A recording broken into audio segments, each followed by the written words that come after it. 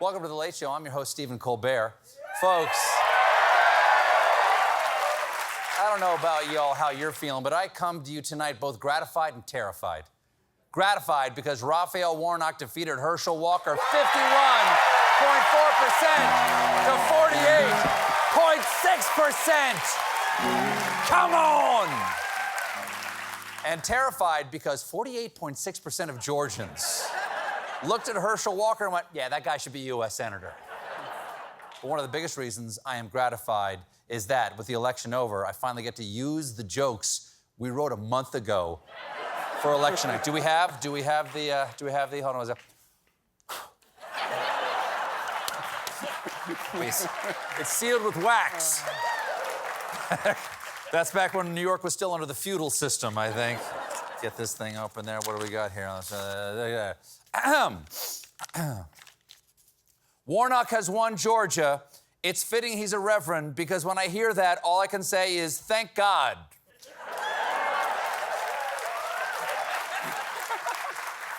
This is a tough break for Walker, though it'll take him a couple of days to understand what has happened.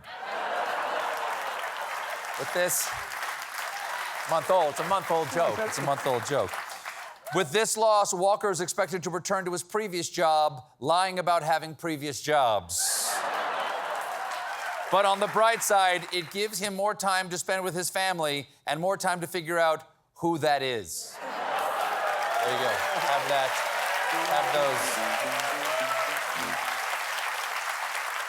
Have those jokes etched onto titanium plates and buried in the desert. One interesting wrinkle here is that Walker was handpicked by the former president against the advice of everyone who had met Herschel Walker. But last night, Walker did something that goes against his mentor's core beliefs. He accepted reality. Walker conceded, but in his speech, he tried to keep things positive. Hey, I'm a winner. Hey, we all winners, so we're all winners, and that's what I want to say. We're all winners. That's true, Herschel. In some ways, we're all winners. Not in this way. In this way, you lost. But in other ways, we're winners. And in celebration of you winning at losing, we'll be sending you this beautiful trophy, World's Most Dad. Walker, working 9 to 5. Walker talked about the moment he realized his long, rambly path was stumbling to an end. We've had a tough journey, have we not?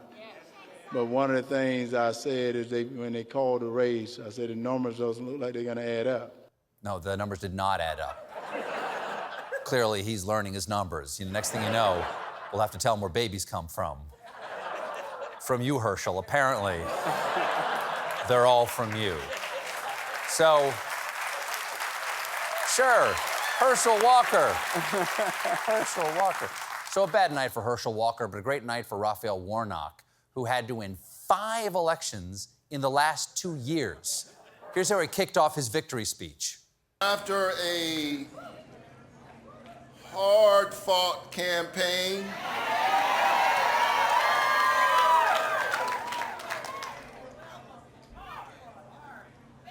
or should I say campaigns,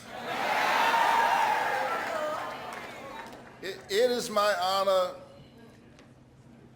to utter the 4 most powerful words ever spoken in a democracy. We have the meats. Warnock's win is especially exciting because it's yet another blow to the former president. Even before last night, the major candidates that he endorsed in Nevada, Arizona, Pennsylvania, New Hampshire, and Michigan all lost. And now, goose egg. Bupkis. And now some GOP insiders are saying Georgia may be remembered as the state that broke him once and for all. Yes, Georgia broke him. Boom. Or as I just texted everyone on my phone, peach emoji, fist emoji. People love it. I'm getting lots of exclamation points. Oh, speaking of toxic narcissists, Twitter CEO and world's richest lump of nougat, Elon Musk, as part of his move to make Twitter hardcore, Elon's been asking Twitter workers to stay long hours at the office, and on Monday, he took it a step further and outfitted Twitter's headquarters with bedrooms for employees. I'm not surprised he puts beds in the office. He doesn't want his employees to be woke. So, what kind of... Thank you very much. Thank you.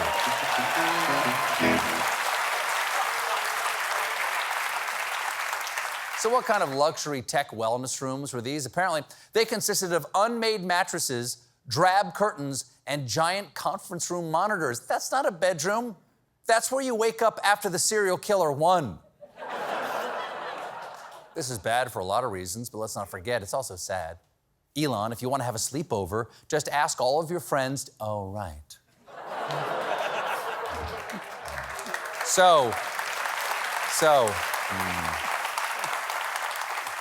These bedrooms sound pretty bleak, but there are some perks. Insiders report one room has a plant. See, why spend time with your family when you could hang out with plant? And if living at Twitter sounds bad, it's actually worse, because also on Monday, Twitter's janitors went on strike.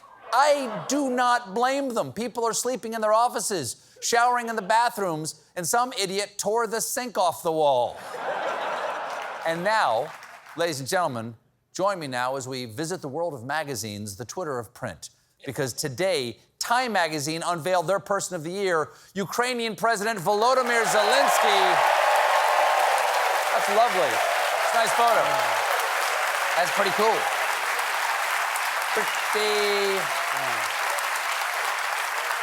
Pretty darn cool. But even more impressive, he made the cover of Cosmo. I feel like he doesn't seem that happy about it on the cover, but he made it. I feel I can share in this honor just a little bit, because Time says a huge part of Zelensky's success can be traced to his career as a TV comedian. Writing, Zelensky was adaptable, trained not to lose his nerve under pressure. He knew how to read a crowd and react to its moods and expectations. Oh, sure, comedy is the perfect training for wartime leadership. It's probably why no one has dared to invade the Ed Sullivan Theater. There you go.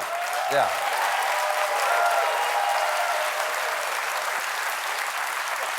Thank you. Well, that and we have nukes. Thank you, Dave. Staying in Europe, there's news auf Deutschland, where the German Polizei have arrested 25 far-right terror suspects who are influenced by QAnon and plotting to overthrow the government.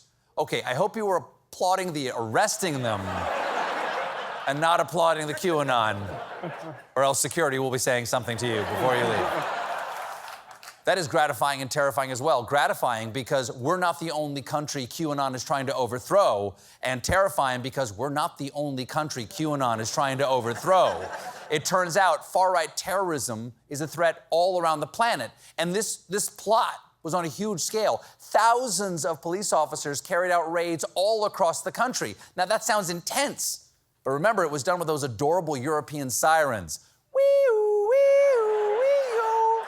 Oh, this is so cute. It's coming to get us. Wee-oo. Wee-oo. Meanwhile, back in America, New Jersey is a place, and I feel like I just broke some news. And people are from there. And one of the people from New Jersey, we just found out about it, was former New Jersey Governor Chris Christie's niece, who you may have read was kicked off a Spirit Airlines flight and arrested after she allegedly accused a Latino family of smuggling cocaine and injuring 6 sheriff's deputies. So, pretty standard flight for Spirit. We got a great show for you tonight. My guest is Kumail Nanjiani. When we come back, I give the Colbert questionnaire to Mariah Carey. That's right, the Queen of Christmas is here. Stick around.